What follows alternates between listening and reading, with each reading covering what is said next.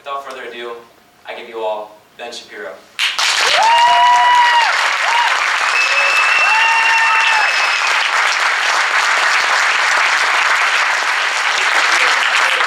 Precious little snowflakes here. Now, I want to start by telling you a story. It's not from this campus, it's from another campus, Vanderbilt University in Tennessee. Just a couple of days ago, on Monday, 200 students decided that they'd had it with the administration. They decided they were going to protest the administration.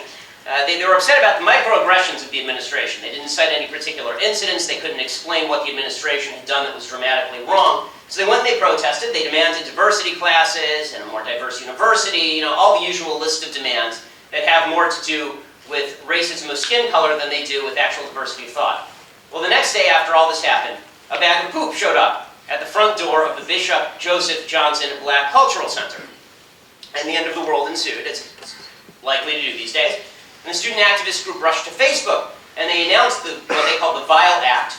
And they said, quote, "The violation of a place that in many ways is the sole home for many black students is deplorable. As many of us sit in grief, recognize that these types of actions are what we speak of when we note the reality of exclusion and isolation of students of color, and specifically black students, on our campus." The police investigated. They didn't end up finding it. They didn't end up prosecuting anyone. So, clear instance of systemic racism, right? Well, not so much. Turns out the bag of dog do was put there by a blind girl. The blind girl had been walking her dog. She picked up dog do in the bag, and she couldn't locate the nearest trash can. So she did what she had been instructed to do, which is to leave it outside of a building so that the next civilized person who walks out takes it and throws it in the garbage. So pretty quickly, this happened just this week. Pretty quickly, the student group had to come out with an apology. They ended up deleting the post and apologizing. And then, this is just the best part because the left never sleeps, they issued a statement about how the needs of students with disabilities on the campus were also marginalized. It's too wonderful. The victimology of the left just never ends. It starts and it never stops. So, let's talk about some of the elements of this victimology here, this victim mentality that now dominates America's college campuses and the American left more broadly, because campuses are the tip of the spear when it comes to the American left. Let's get a couple of preliminaries out of the way.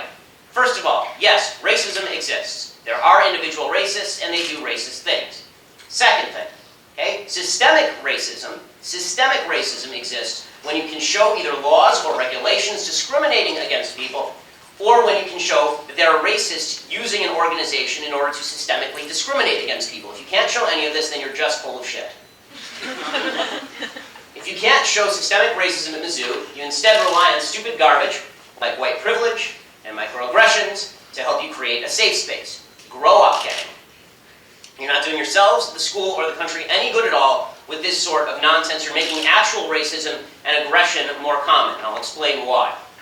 So first of all, let's start with the notion of white privilege, which has become this buzzword that you hear all the time now. White privilege is responsible for everything up to and including the Kardashians. It's responsible for everything, white privilege.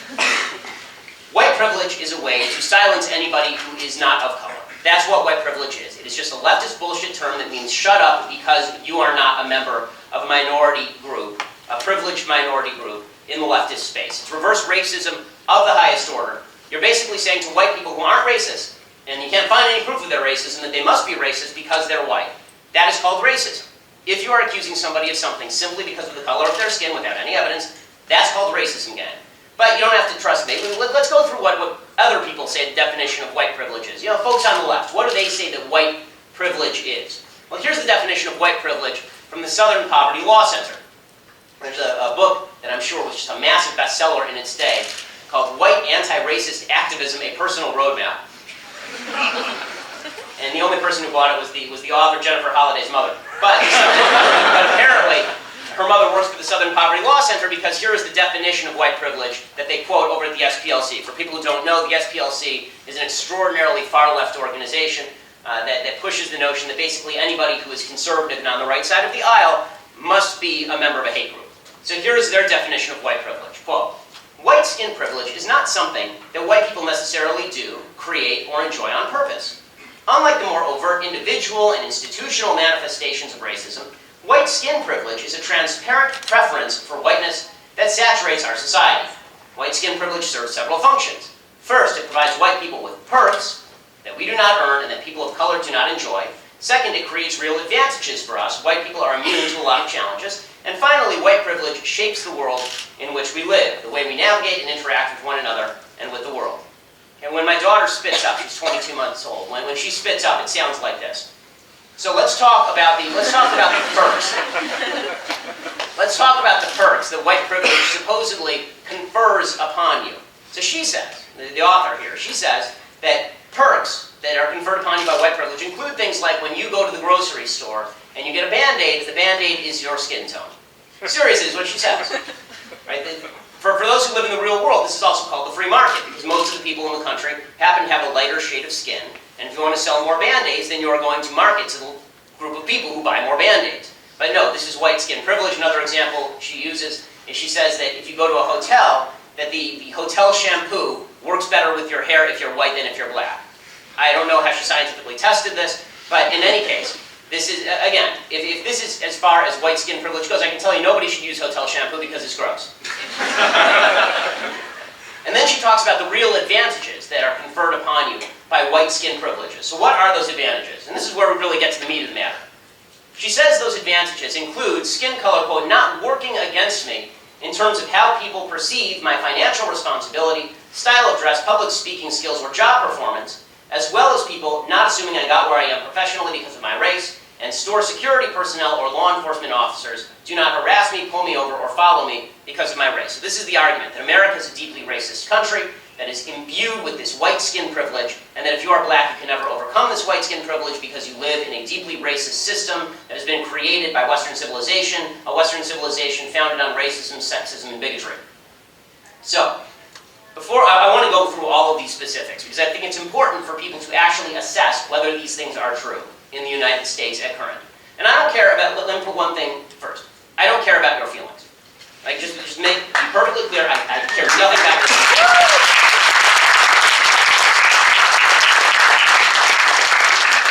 I don't want to hear about your feelings. I don't want to hear about your subjective emotions. I don't want to hear about your heart cries out to that. I don't care. You're not my wife. You're not my kid. I don't give a damn. Okay, so that being the case, let's actually talk about what is provable and what is not provable, and what accusations have been leveraged, and which ones are actually supportable. Okay, first of all, statistical disparity does not necessarily mean discrimination. This is the first thing you need to know. Okay, anybody who's ever been in a statistics class knows that this is true. Right? If they still teach statistics and it's not too much of a microaggression. So, statistical disparity does not always mean discrimination. Right? The vast majority of people who play in the NBA are black. Very few of them are 5'9" Jews. Right? That is not because there is some sort of anti-Semitic conspiracy to keep 5'9" Jews out of the National Basketball Association. I mean, I can't complain that I don't play for the Los Angeles Lakers. Right? Because the reality is that in America, it tends to be, just as a general principle, meritocracy rules. That's true from the NBA to the halls of academia, and it is certainly true on college campuses. Okay, so let's go through some of the accusations that have been made about white skin privilege. So financial responsibility, right? So this particular author, she said that one of the things that works against you if you're black in the United States is how people perceive your financial responsibility. Okay, first thing to say here, capitalism is colorblind. The only color that capitalism cares about is green. Okay, capitalism seriously doesn't care about your color, it doesn't care about your race, it doesn't care about your sexuality. In fact, capitalism is the single best way to overcome racism and sexism and bigotry and homophobia, because if you decide to be any of these things, if you decide to be a racist, sexist, bigot, homophobe, the guy next door will not, and he will take all of that money from you. You will be outcompeted. This is the beautiful thing about capitalism. Your advantage in the marketplace is catering to as many clients as possible and to hiring the best people possible. But the usual statistics that are thrown out are statistics about, for example, lenders systematically discriminating against qualified black borrowers. The truth is that if banks routinely did this, they would go bankrupt, of course, because there would be other banks that came in and spend money on black borrowers, and those people would pay back their loans, and these banks would be able to make a mint off of all of this. In fact, it turns out that according to a University of Iowa sociologist named Sarah Harkness, she did a study just last year, it turns out that lenders actually discriminate against black males and white women for some reason. Or they don't discriminate at all. Right, because her statistical size was not big enough. But what she came up with was that black women were lent to at the same rate as white men in her experiments, which just doesn't make any sense. So you have to start thinking, is this something that we ought to take seriously or something that we ought to take with a grain of salt? But I will tell you one area in which there was discrimination, and that is the widespread perception that black people were not getting loans led the federal government to create a subprime lending program specifically designated to get people of minority ethnic status into homes they could not afford with bad credit. Okay, if it had all been lending discrimination, you would have assumed that Fannie Mae and Freddie Mac would have been fine. There would have never been a subprime mortgage crisis. In 1995, President Clinton's Housing and Urban Development Department agreed to let Fannie and Freddie get affordable housing credit for buying subprime securities, particularly with regard to low-income borrowers. So white privilege in the United States extends to the fact that if you are not a member of the white privileged class, you have a better shot of getting a subsidized loan from the federal government. And by the way, there are laws on the books in the United States that if you can prove discrimination in lending, you can sue the hell out of these banks. And in fact, banks have had to settle based on historic discrimination. Nothing I'm saying here says discrimination has never existed in America's history. That would be stupid and afactual. But to suggest that it is a continuing factor in American life that is putting people under the boot of the white establishment is just factually nonsense. Okay, style of dress. We talk about white privilege with regard to style of dress. Okay, seriously, this is nonsense. If there's no white privilege with regard to style of dress. Because here's the reality. If you sag your pants, and somebody says to you, pull up your pants, and you're a white guy, nobody says a word. If you sag your pants and you're black, and somebody says to you, pull up your pants, you will be called a racist. Right? This has actually happened. David Stern, if you remember, who was the head of the NBA, it was implied and actually said in many cases that he was racist for suggesting that people in the NBA ought to dress in nice suits. It turned out that everybody eventually took him up on that, and now NBA players are the best dressed people on planet Earth. But the fact is that style of dress is not an aspect of white privilege. Public speaking skills. They say, well, when it comes to public speaking skills, then white people have an advantage. President Obama is not nearly as articulate as the press would have you believe. Okay, President Obama is not more articulate than John Edwards was, but according to the media, he was the most articulate man who ever lived. He made Jesus look like a piker. President Obama was the greatest speaker in the history of the world. And part of that was because the media gave him affirmative action points. They did. Because if anybody said the sort of inarticulate things that President Obama has said routinely when he's off teleprompter, they'd be raked over the coals for it. Job performance, right? Say there's discrimination in job performance, and this is white privilege. Right? The fact is that Mizzou has affirmative action in its hiring processes. There are already laws on the books that bar discrimination based on race in hiring. There's already a federal Equal Employment Opportunity Commission that investigates charges of racism on a routine basis. It has a program. It's called E-Race, Eradicating Racism and Colorism in Employment. It's designed to fight discrimination against people of color. That is not white privilege. That is the government going out of its way to attempt to fight individual racists, and in some cases, go beyond the evidence in order to demonstrate racism. The idea that, especially on college campuses, that black folks on college campuses, people of color on college campuses, are suffering from some unspecified white privilege, really talk to the Asian guy who has to score 230 points above the black guy in order to get into the same college before you tell me about white privilege.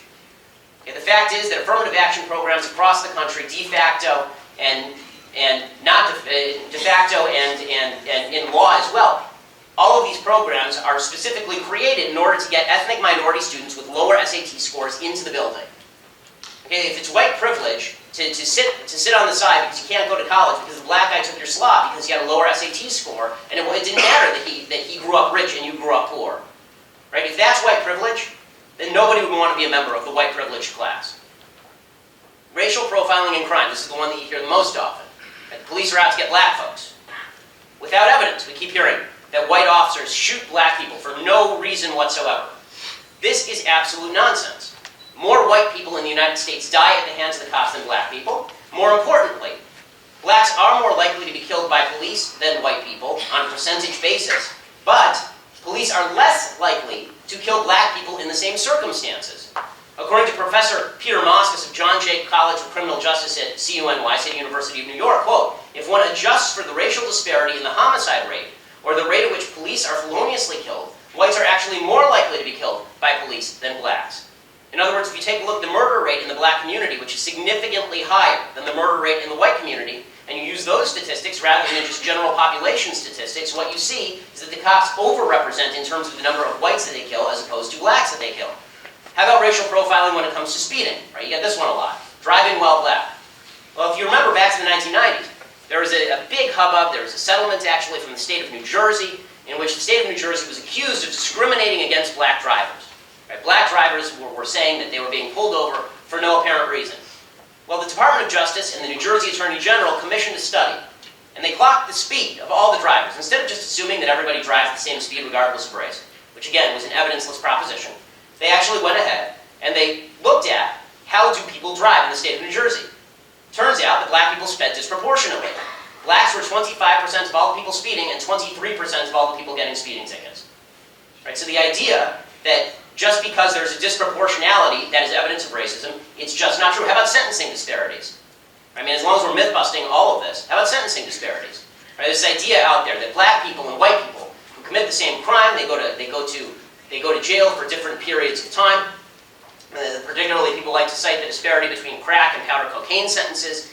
Again, the fact is that the reason that there is a disparity between crack and powder cocaine sentences is because it is easier to distribute crack, and it is easier to sell crack, and it is easier for people to get high off of crack.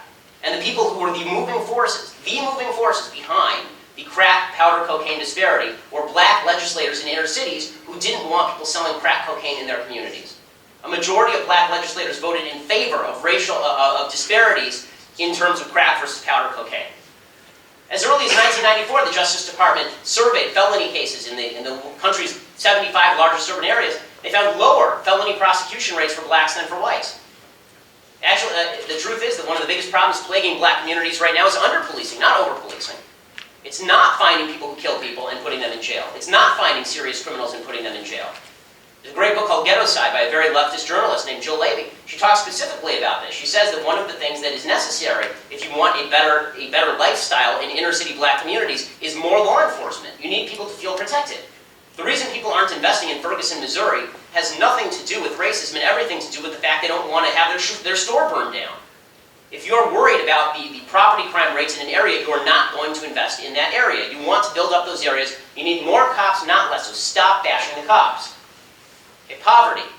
The idea is that blacks in America are more impoverished than whites because of systemic racism. Okay, according to the Brookings Institute, which is a very left institute, the Brookings Institute has found that if you want to not be permanently poor in the United States, it's actually very easy. This is a wonderful country. If you don't want to be permanently poor in the United States, you need to do three things. Finish high school, get a job, don't get pregnant before you get married. That's it. Seriously, if you do those three things, you will not be permanently poor in the United States. Would you like to know why there's a disproportionate poverty rate in the black community? Because there is a disproportionate single motherhood rate and dropout rate in the black community. Okay, as much as we can talk about white privilege, the fact is that the single motherhood rate in the black community in 1960 was 20%. Today it is upward of 70%. Unless you are going to argue that racism in the United States has more than tripled in the same period of time that the civil rights movement had its great successes, this is nonsense. And again, there's not a white person anywhere that is forcing a black person to sleep with a black person, conceive a child, and then not get married. It's not happening. It is not, there's not a single place this is happening anywhere in the United States. People, and this is true for by the way, white people who are lower, it's true across races. It's not just a race-specific thing. Poor white people are people who are having kids out of wedlock and not finishing high school and not getting a job. Right? It's true for everyone. The fact that it's disproportionate in the black community doesn't mean that whites are racist. It means that something needs to change inside the black community, and people need to start taking personal responsibility. I know these words are out of style. Personal responsibility for the stuff that you do. It is your life. Make something of it. So, here's the deal with white privilege. Because white privilege always assumes racism without evidence, always assumes racism without evidence, when there is no racism, they simply make up the evidence with regard to white privilege. So here at Mizzou, they just make up the evidence of white privilege. They can't find evidence of white privilege, so what they do is they just make it up. Right? They make up stories about how a poop swastika, which I'm Jewish, okay? Swastikas aren't named to black people. Okay, a poop swastika in a bathroom somewhere, this is somehow evidence of a grand racist conspiracy led by Tim Wolf. Right? I wasn't aware that Tim Wolf scrawls poop swastikas in his spare time. And when it comes to stories like Jonathan Butler's story about how he was hit by the president's car, he was hit by Tim Wolf's car. If you watch the tape, he was not hit by Tim Wolf's car. There's a thing called video, gang. You should use it. Okay, he jumps in front of the car and steps into the car. Okay, he acts like your kid acts, or you used to act when you were a kid and you didn't want to get in trouble for hitting your sibling, so you took your sibling's hand and hit them in the face and said, "Stop hitting yourself." Okay, that's what Jonathan Butler did, and then he claimed that he was a victim of systemic racism thanks to this, and then went on a hunger strike, the answer to which should have been, okay, so starve.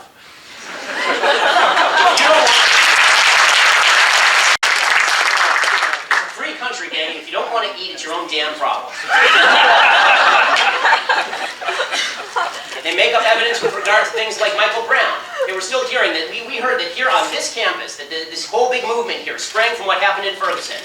Never have I ever heard a better example of how bullshit in one place turns into bullshit in another place. Okay, Michael Brown was a bullshit story from the absolute beginning to the absolute end. Eric Holder's racist Department of Justice found that the shooting of Michael Brown was entirely justified. St. Michael of the gentle giantedness was a thug, he was a criminal, he strong-arm robbed a convenience store, he punched a cop, tried to grab the cop's gun, the gun went off, he then tried to charge the cop according to the testimony of black witnesses in Ferguson. That is why the grand jury did not go forward. So, but again, if you believe in white privilege and you can't find the evidence, then you just make up the evidence. It's really convenient. This is also true, by the way, with regard to the grand crusade that surrounded St. Trayvon of the Blessed Hoodie. Right? The fact is that Trayvon Martin was sitting on top of George Zimmerman by witness testimony and physical evidence, sitting on top of him, banging his head into the ground, breaking his nose, and then George Zimmerman shot him. Okay, it's all there. It was all there when they did the trial. But it turned into another instance of racist white Hispanic people. George Zimmerman was actually Hispanic, but he is the first white Hispanic in history, just like Barack Obama is our first white black president because he was half black and half white. George Zimmerman turned into a white Hispanic, the only one that has ever been. He's an endangered species wandering the planet.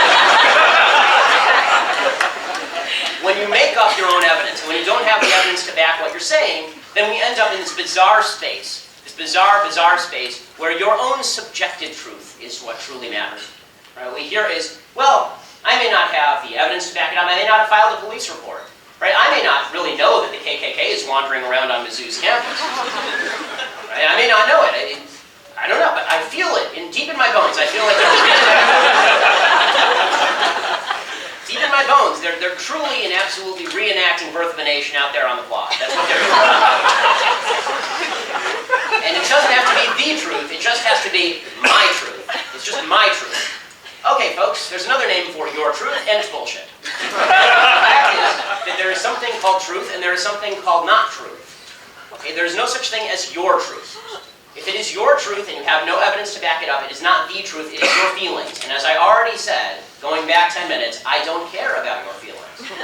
Your feelings are unimportant. To mature people, the subjective feelings of others are only important if you're married to them.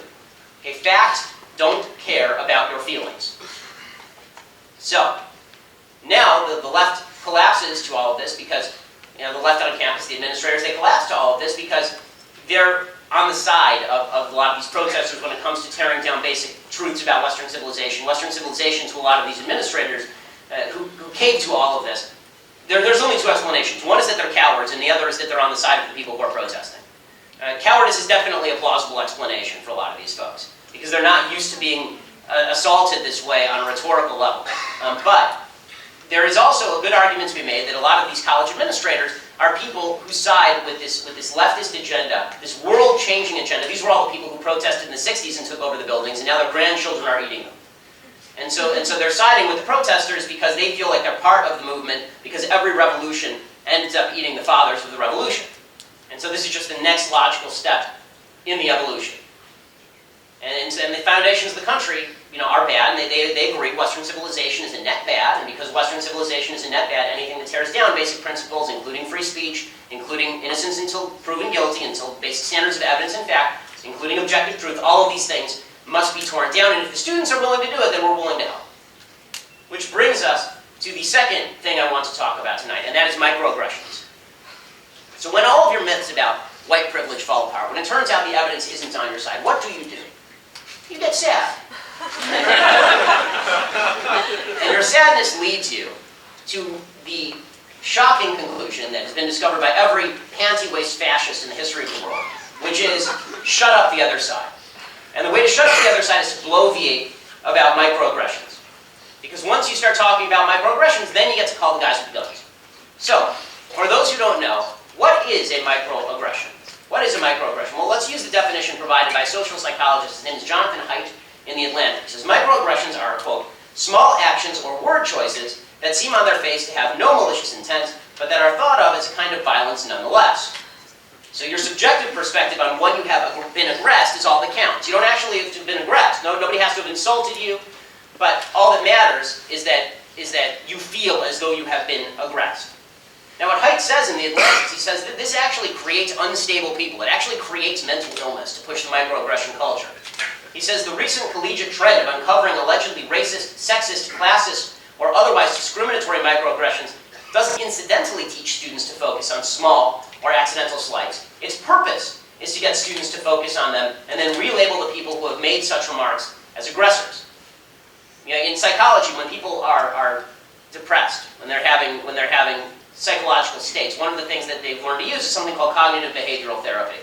The psych majors in the room should know what this is. Right? Cognitive behavioral therapy is the idea that you can actually break the chain of your thought. Right? You identify the part in your thought where you went wrong, and then you stop, and then you fix it. Right? But that microaggression culture does the opposite. It tells you that everything you feel bad about, it doesn't even have to be true. Somebody has microaggressed you in a way, and thus everything is justified. And so I'm offended now becomes the trump card. Right? My subjective feeling of offense trumps anything that you were saying. It doesn't matter that what you were saying is true. Right? Facts don't care about your feelings, but we're all supposed to care about your feelings more than we care about the facts. And so if I'm microaggressed, a certain privilege attaches to victimhood. Self-appointed victimhood, not even real victimhood. You call yourself a victim. You call yourself microaggressed, and all of a sudden everybody is supposed to collapse in front of you and beg you for forgiveness. And in order to avoid these microaggressions, we create trigger warnings. Right? These idiotic trigger warnings. And you know, I promise you that the people who have actually faced down triggers in the field are the last people who would be advocates of the trigger warning nonsense that is pushed on college campuses. Okay? You don't need a trigger warning to watch a movie just because you once heard about somebody who was raped. Okay? You don't need a trigger warning to talk about race just because you might be offended. Welcome to America, where people get to say what they want. People acquire fears, by the way, based on these trigger warnings. If you keep telling people that they ought to be afraid, if you keep saying you ought to be afraid, you ought to be afraid, there's a trigger warning, you ought to be afraid, eventually people start to internalize this, and then they start to be triggered, and then they have a feeling of microaggression. It's all a reinforcing cycle. Now, the beautiful thing about microaggressions is it doesn't just give you an unearned moral superiority over everyone based on your own sense of victimhood. The beautiful thing about microaggressions is the term itself, right? Because they're not micro-insults, right? They're not micro-offensive statements. They're microaggressions. The idea being that you have now been aggressed upon, that somebody has done something aggressive to you. And for those of us who live in the real world, the way that aggression is usually met is with aggression. Right? If somebody punches you in the face, you punch them back in the face. Right? But what the term microaggression does is it now violates the cardinal rule from kindergarten: sticks and stones may break my bones, but words will never hurt me.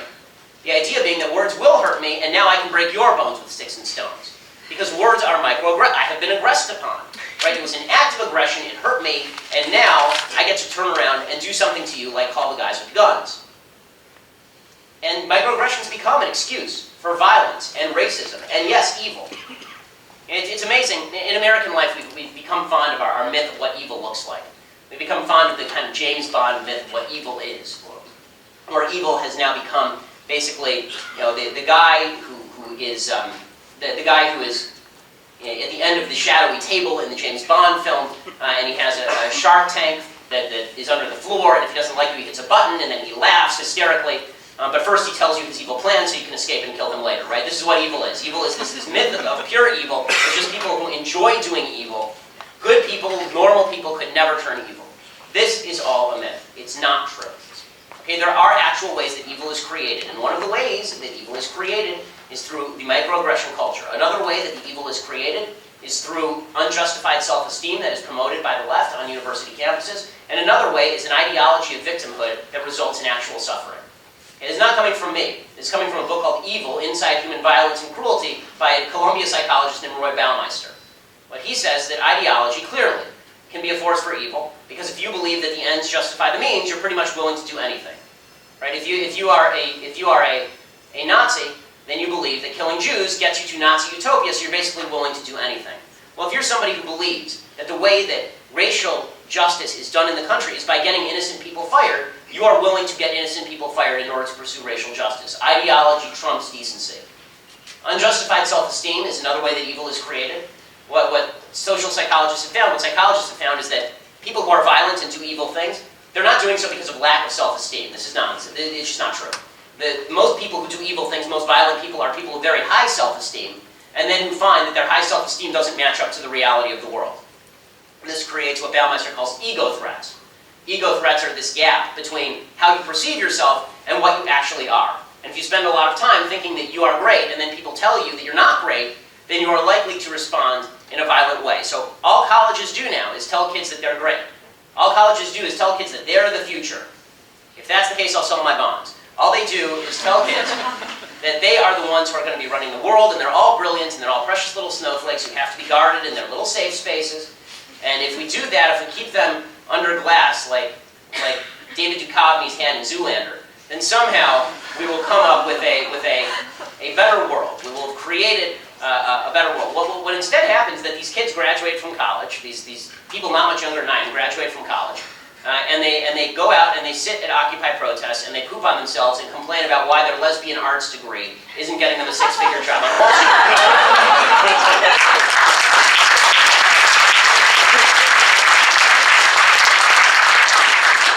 This ends with aggressiveness, and this ends with nastiness, and this ends with bad behavior, which is exactly what Occupy Wall Street ended in. I mean, people were raping each other at Occupy Wall Street protests. People were engaging in acts of violence at Occupy Wall Street protests.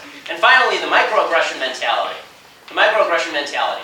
You know, when you think of a spousal abuser, for example, they say the difference between a normal husband and a spousal abuser is that if I'm in the car with my wife, and my wife says to me, that restaurant, it looks too expensive, we shouldn't go there. Then a normal person goes, okay, that restaurant's probably too expensive, we shouldn't go there. The spousal abuser, he says, that's an implicit critique of my earning ability as a man, she deserves a smack in the jaw. Right? That's the microaggression culture at work. I feel offended, even if there was no offense that was meant, and therefore I can act out in aggressive ways. Microaggression culture actually creates violence, it creates bad behavior, because people now feel justified in their bad behavior. There's never been a bad person on planet Earth who has not felt justified in doing his or her bad thing. And all colleges do now is give people reasons to feel like they are justified in doing the bad things that they want to do. Because once you've been microaggressed, once you're part of the self-designated victim group, driven to extremes by the evils of white privilege, you can now ban white students from black safe spaces, right? You can ban them, which, by the way, is a policy the KKK loves, because the space is both separate and equal. You can call the cops. You can call the cops. You can have the police investigate hateful remarks, as the notice went out from MU a couple of weeks ago. It was heavily covered. And I tweeted out that everybody should immediately call the cops and inform them that Professor Melissa Click was engaged in microaggressions against people and actual aggressions against people. You can ban reporters from public spaces by calling for muscle. By the way, why Melissa Click is still employed at this university is absolutely beyond me. There is no way in hell.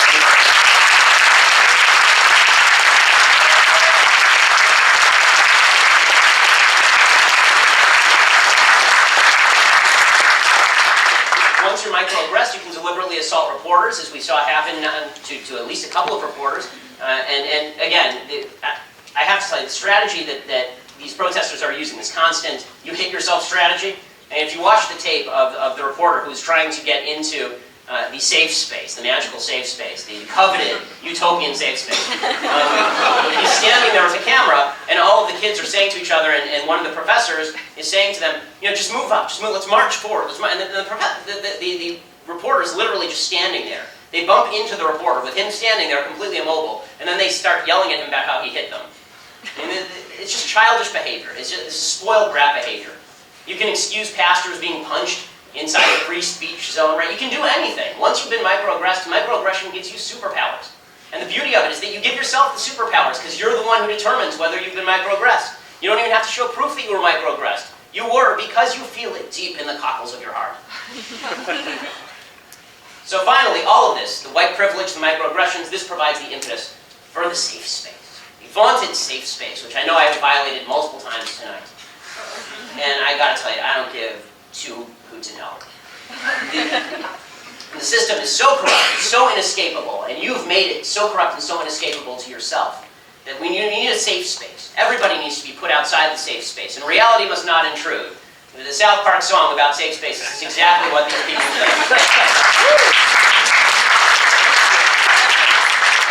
you something about safe spaces. There's only one group of people who want safe spaces that are race-specific. There are only one group of people that want safe spaces so that they never have to hear from anybody of a different ideology or political persuasion. Those people are called fascists. Okay, you've got a bunch of fascists, damn fascists on this campus, who are trying to shut down political debate and trying to cloister themselves in this little cocoon of stupidity so they don't have to debate anyone or think about issues outside their kin so that they can feel comfortable. Guess what? Life isn't about feeling comfortable. Life is about bettering yourself. Get off your ass, you stupid pansies.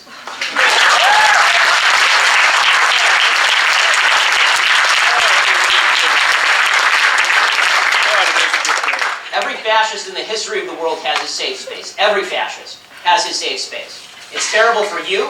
It's terrible for this university. It's terrible for the country. Grow the hell up. You're in a safe space, thank God. It's called America. Learn to appreciate it or get out. Yeah.